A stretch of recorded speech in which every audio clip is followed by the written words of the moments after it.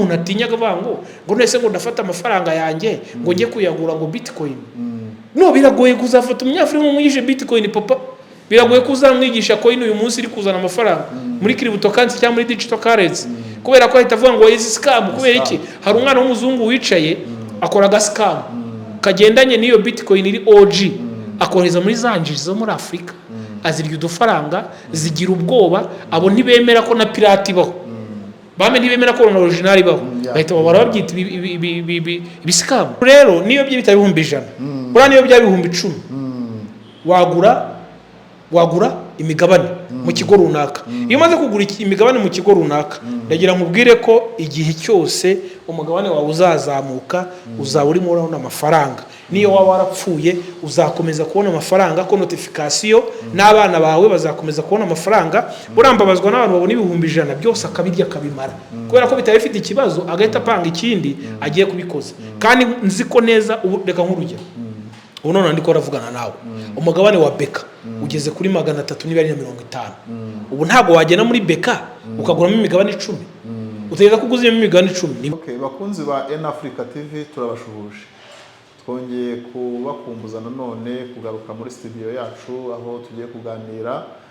Muzi yuko tujya tubaganiriza ku biganiro bivuga ku imyemerere, bivuga ku bukungu ndetse isesengura ku muco, amateka n'ibindi bitandukanye. Uyu munsi rero turagaruka ku kiganiro cy'ubukungu. Ikiganiro tugiye kugarukaho turi kumwe n'umutumirwa twatumiye, ni subwa mbere aje kuri N Africa TV, aje kugira tuganire. Mwatangira mutwibwira? Nitwe kuzoyeme nk'ibisanzwe. Umunyamakuru rwose. Umunyamakuru wabigize umwuga. Wigize nabi. Emi, mwakoze kwitabira ubutumire bwacu. Iyo muje ntangaha aba ari amahirwe natwe tuba tugizeho kugira ngo tuganire kandi twungurane ibitekerezo ku bintu bishobora gutuma sosiyete yacu iba nziza. Watubwiye yuko udakunda kujya kuri kamera cyane, si ibintu byawe, ariko ubutaha ndashaka kugira ngo noneho abakurikiranye N Africa TV n'abayireba mu by'ukuri bazakubone. Bagiye badusaba ko bifuza kukubona. Eka da cyane kabaye. Urabitwemerera rero utaha uzagaragara? Ntacyo ubutaha tuzaba tureba ahantu hanini hisanzuye. Yego. Ntabasanze muri ofisi, twicara ahantu nkaje muri jardin hanini ntacyo. Tugemo twembi. Urakoze cyane. Rero twagutumiye tugira ngo tuganire. Ikiganiro dushaka kuganiraho ni ikiganiro cy'ubukungu muri rusange. Uriteguye se? Cyane kumva mu bukungu cyane n'iyobokamana, byombi sinjya mpaciko. Yego.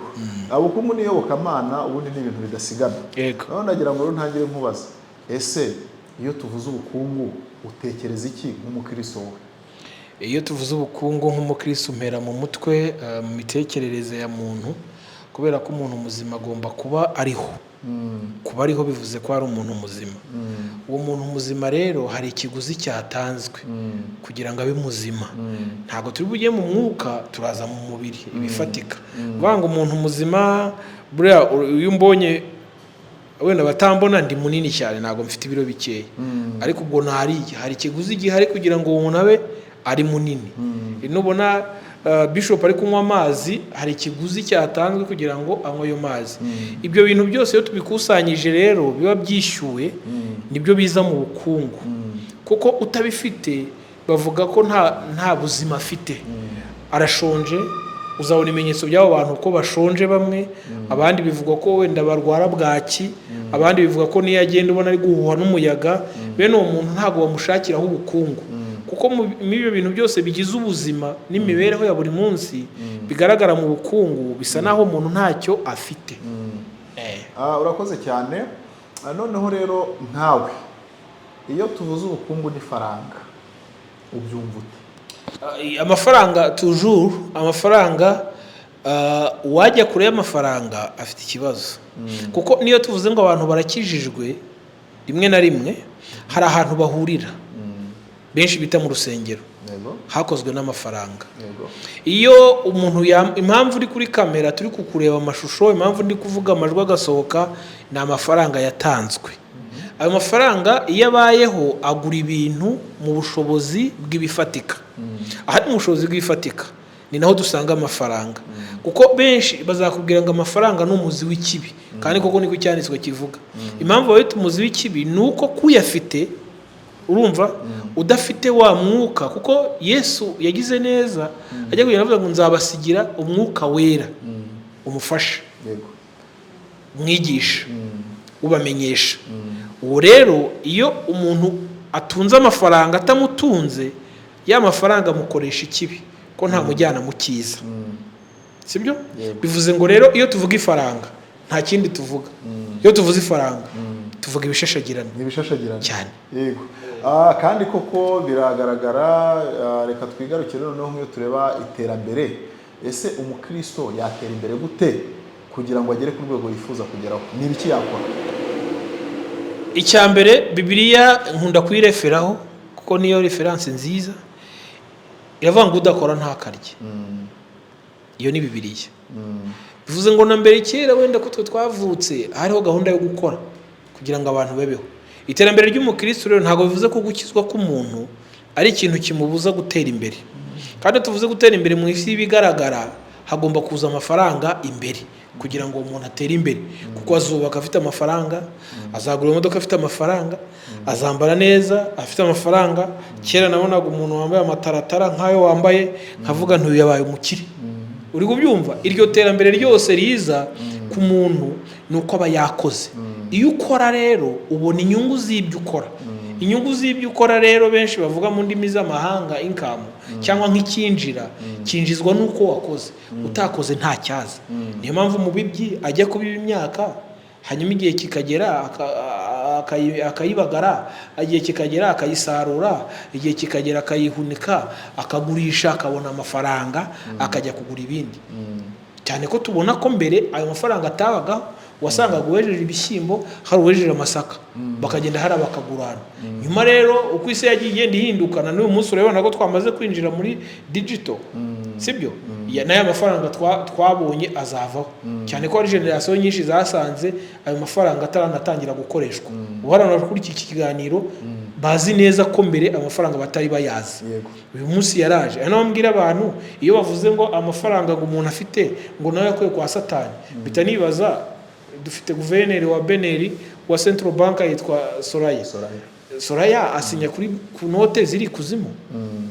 Ngo nubuswa. Kuko amafaranga yo muri circulation Beneri irayazi. So nidukora nk'abakristo tuzatera imbere kuko twabonye ikinjira. Ntago gukora ari by'abapagane, ni iby'abantu bose. Uvuze ikintu cyiza abakurikiye N Africa TV. Turi mu kiganiro cy'ubukungu, ariko ikiganiro dukunda gukora ni ikiganiro kivuga ngo tinyuka ukore birashoboka.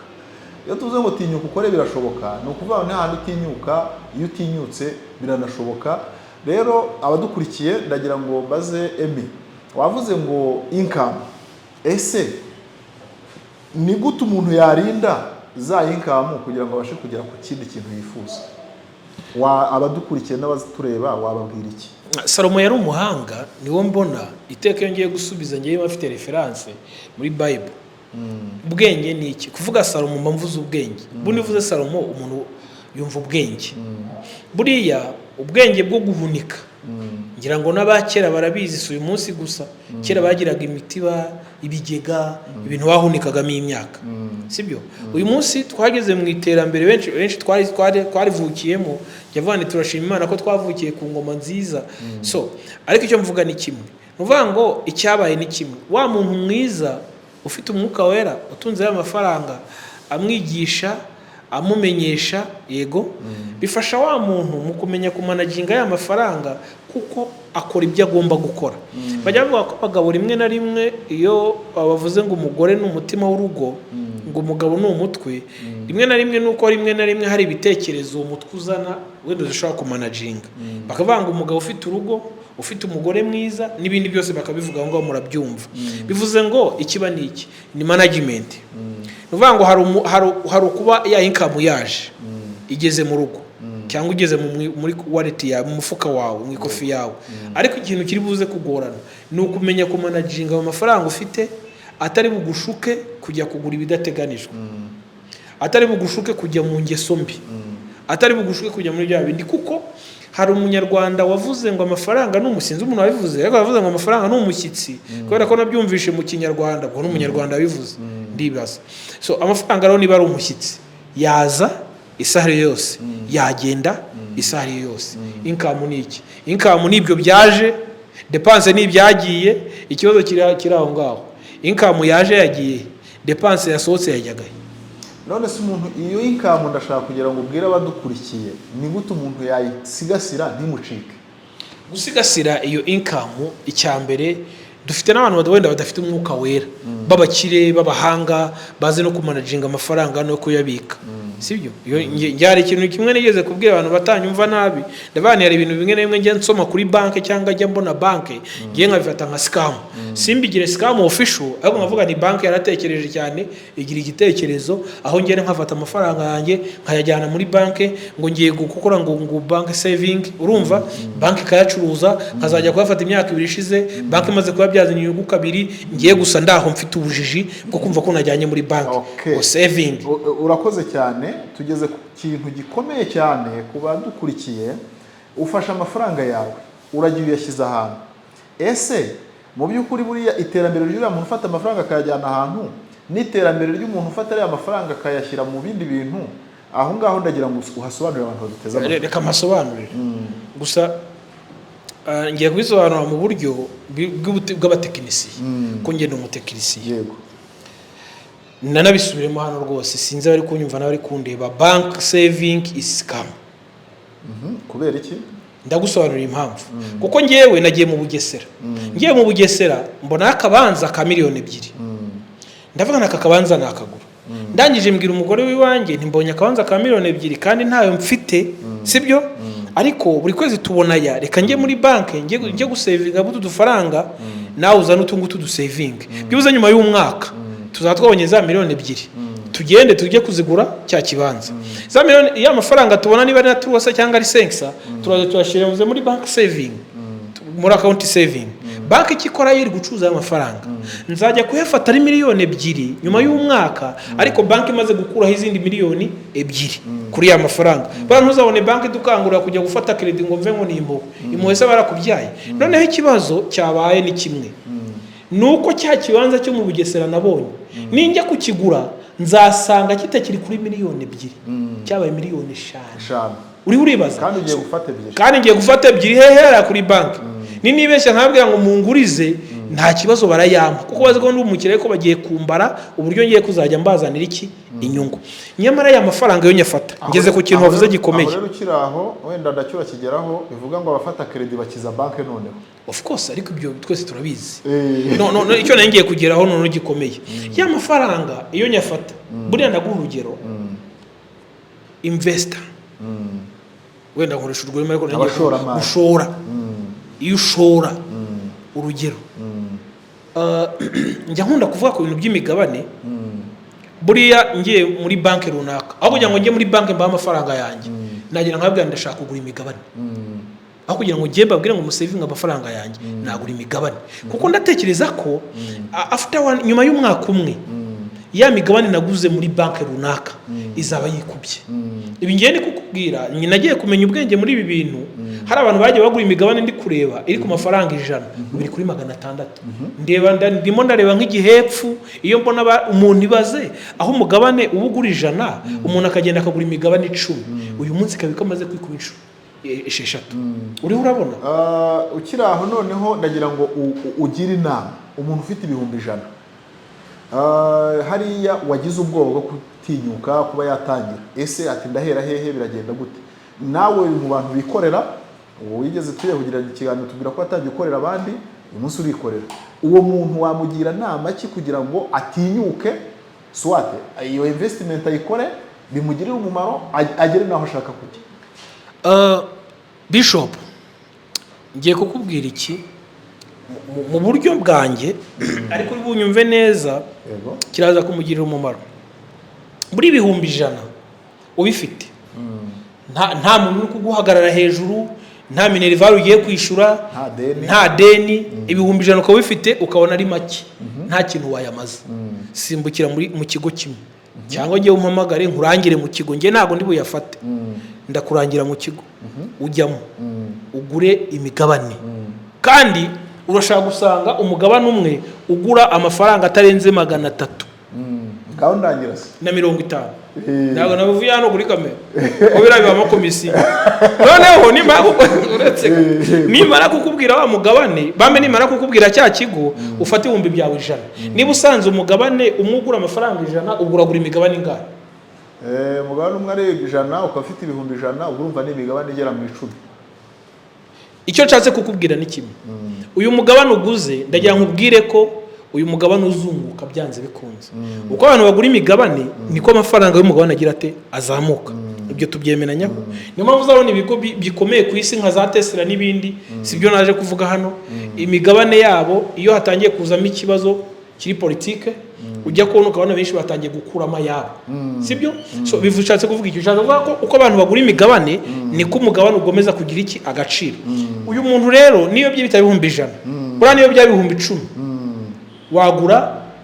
wagura imigabane mu kigo runaka. Iyo umaze kugura imigabane mu kigo runaka, ndagira nkubwire ko igihe cyose umugabane wawe uzazamuka, uzaba urimo urabona amafaranga. Niyo waba warapfuye uzakomeza kubona amafaranga, ko notification n'abana bawe bazakomeza kubona amafaranga. Burambabazwa n'abantu babona ibihumbi 100 byose akabirya akabimara, kubera ko bitari bifite ikibazo agahita apanga ikindi agiye kubikoza. Kandi nzi ko neza reka nk'urugero, ubu none ndiko ravugana nawe, umugabane wa Beka ugeze kuri 350.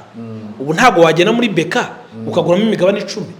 Utegeza kuguza imigabane 10 ni ibihumbi bingahe? 35 ngira ngo niba ntibeshye. Nibyo Uribaza imigabane 10 ugiye uramutse uguza imigabane 100, bro wabura umukire. Kuko mperutse yongeye hara muri Rwanda Stock Exchange, nasanze umugabane wa Beka ubu niba ari kuri 280. None baza umuntu twageranye afite amafaranga akagura. Ibi nibutsa abantu ko ndimo ndabivuga mu byo wabona hano bya hafi muri lokali, ariko hari n'imigabane international. Uyu munsi wajya kuri Meta, Facebook ukagura, wajya kuri Tesla za Elon Musk ukagura. Ubu none wajya muri Bralirwa ni company ikomeye. Birenze ibyo, ubu none hana abantu bafite ibihumbi 100, ejo cyangwa ejo ushobora kubona ukabona banke Beneri iravuze ngo hari impapuro mpeshamene mwenda twashize hanze ku isoko. Uribaza buryo iyo uyiguze ubugurije leta. Abateze amatwi rero in Africa TV tukosoreho gatoya, ntabwo ari imigabane 10 ahubwo ni imigabane 1000, kandi imigabane 1000 ni myinshi cyane. Reka rero tugera ku musozo, mubaze ikibazo kivuga ngo ese Emi nk'umunyamakuru wabigize umwuga, abanyamakuru ni abantu buriya bavuga ari kumvikana, ni abantu baba ari ijisho rya buri wese. Iyo tuvuze ibihugu bikennye, mu by'ukuri ubu buryo bwo gushora mu migabane ni uburyo bushobora gufasha abantu, ariko wa muntu watinyutse akaba yavuga ati ngewe mfite ibihumbi 100 reka ntinyuke ngende nyashora ahangaha. Kuki ibihugu biri mu nzira y'amajyambere harimo n'u Rwanda n'ibindi bihugu, kuki abantu ibintu batabyitabira cyane? Ubona biterwa n'ihe mpamvu? Urakoze, ngira ngo narungu tugana ku musozo tuba dufite byinshi, ariko icyo uvuze cyo ndagarukaho. Abazungu, ngira ngo nagize umugisha wo kuganira nawe ukunda kugaruka ku ijambo abazungu, ku buryo binatubabaza iyo tubonye abantu bavuga ngo batera nkunga w'abazungu. Yewe birambabaza, urabizi. Naranagukunze cyane mbona ugenda ushiraho nka statue ugakora akantu ifaranga rya Afrika. Ibyo bintu byaranshimishije cyane. Ndakubwira impamvu abazungu nubu muvuga ngo mwarize ngo muri abadokiteri n'iki byose, ibyo abantu bavuga bize cyane. Njya nige mbireba nkicicikira nkifata. Kubera iyo mpamvu ndabizi neza ko umuntu wese ufite mu mutwe hafungutse yagenda akigana ibintu mwiganye, sibyo? Ubwenge burimo nuko wenda wowe wicaye ugakora research. Ariko dufite abantu bitwa abadokiteri batashobora kwandika igitabo, sibyo? Dufite umuntu witwa ngo dogiteri wize ibintu bya chemicals, ariko akaba atakora isabune ngo yizanire famille ye avanga chemicals, ariko ni dogiteri. Abo turabafite benshi bari hano ntacyo bamaze. Nicyo umuzungu yakoze. Umuzungu yatwigishije ibyo tuzamukorera nk'abacakarabi. ntabwo yatwigisha ibyo twe dukwiye gukoresha nk'ibyatugira umurongo tubashe kwikorera. Ibyo rero na n'uyu munsi ni ibintu byakomeje kudukurikirana, ariko aho dufite icyizere kivuga ngo benshi banafitemo ubuhanuzi kumva ko hari igihe kizagera Afurika za generasiyo ziri kuza zikigaranzura abazungu. Uriko urabibona? So ibyo byose bigendanye nuko batwicaye hejuru, sibyo? Uyu munsi aho umuntu atinyaga avuga ngo nese ngo ndafata amafaranga yanjye ngo njye kuyagura ngo bitcoin. No, biragoye kuzafata umunyafurika umwigisha bitcoin papa. Biragoye kuzamwigisha coin uyu munsi iri kuzana amafaranga muri cryptocurrency cyangwa muri digital currency, kubera ko ahita avuga ngo izi scam. Kubera iki? Hari umwana w'umuzungu wicaye akora ga scam kagendanye n'iyo bitcoin iri OG, akohereza muri zanjiri zo muri Afurika, azirya udufaranga, zigira ubwoba. Abo ntibemera ko na pirate ibaho, bame ntibemera ko na original ibaho, bahita barabyita ibisikamu. Naho ngaho turyamye, nta handi ugira ngo. Okay, tinyura abantu rero. Gutinyura abantu nta kindi, ni ukumva ko uyu munsi isi tugezemo ni digitali, yego, ni smart, ko digital nayo turi kuyivamo, ni smart kandi igomba kuba smart no mu mutwe no mu myizerere, ukaba smart. Noneho ukainvest cyangwa ugashora mu cyo bise imigabane ukayigura, sibyo?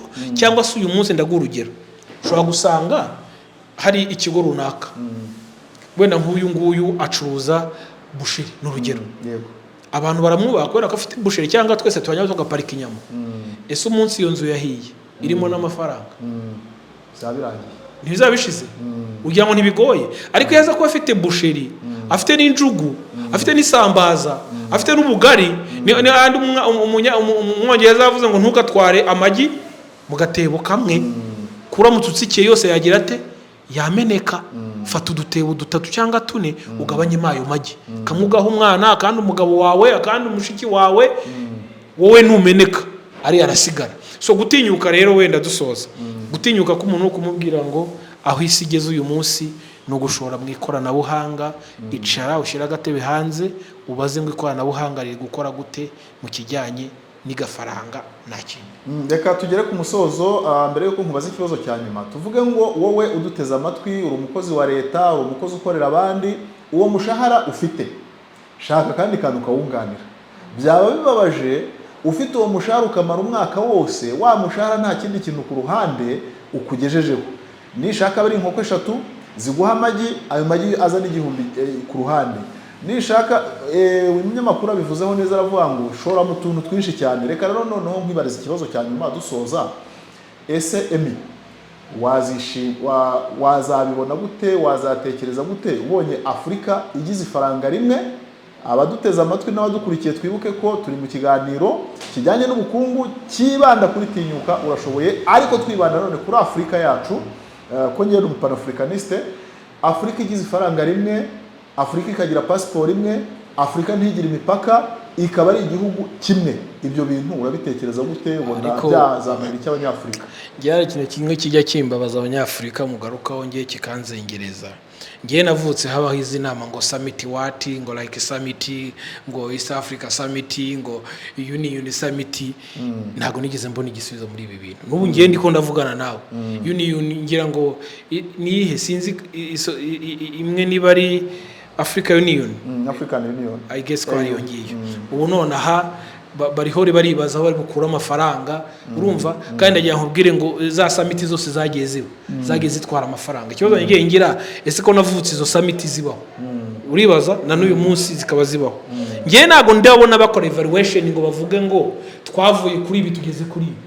Ahubwo barasohora amafaranga menshi adashyira even n'imiryango na hano mu Rwanda. Ngiye niyo mpamvu nemera Defense Force. Ntago ndumva summit ya Defense Force. Sindumva ngo RDF ngo ifite summit, ariko ni rwo rwego rwa mbere ku isi rukora neza igisirikare. So nshatse kuvuga iki, nshatse kuvuga ngo it's dreams. Nyine ndabirota.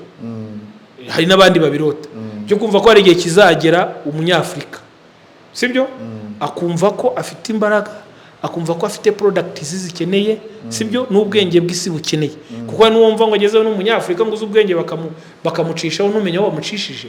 So nakubwira ngo it's amazing. Ibyo nibiba byatumarira iki? Icyo bizatumarira cya mbere nuko biba. Kuko kugeza ubu ngubu ndahamya nize ntashidikanya ko bizaba. Ariko ibyo cyatumarira cyane nukuzuka. Yego. ni ukuzuka mu magambo makeya. Bakunzi ba N Africa TV, Afurika ikeneye kuzuka, abanyafurika bakeneye kuzuka, abanyarwanda bakeneye kuzuka. Aho uri hose ukurikira N Africa TV, tera imbere, birashoboka.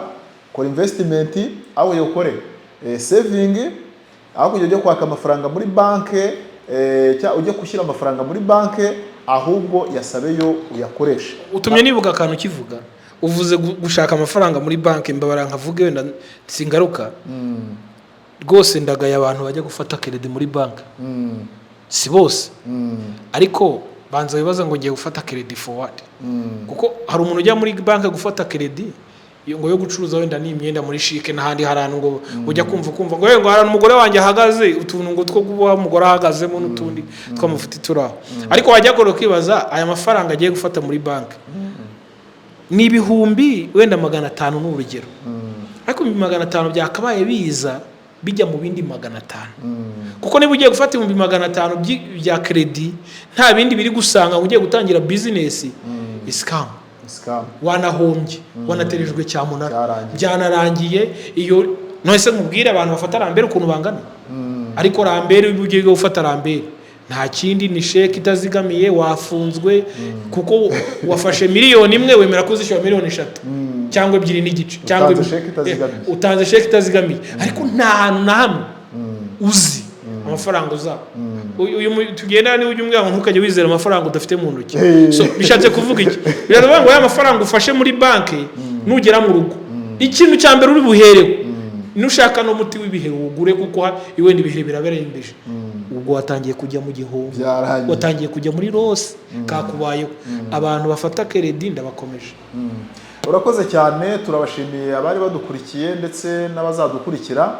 Imana ibaha umugisha, kandi turabasezeranya yuko mukomeza gukora subscribe, mugakora like, mugakora comment na share. Karakagaruka, ciao ciao.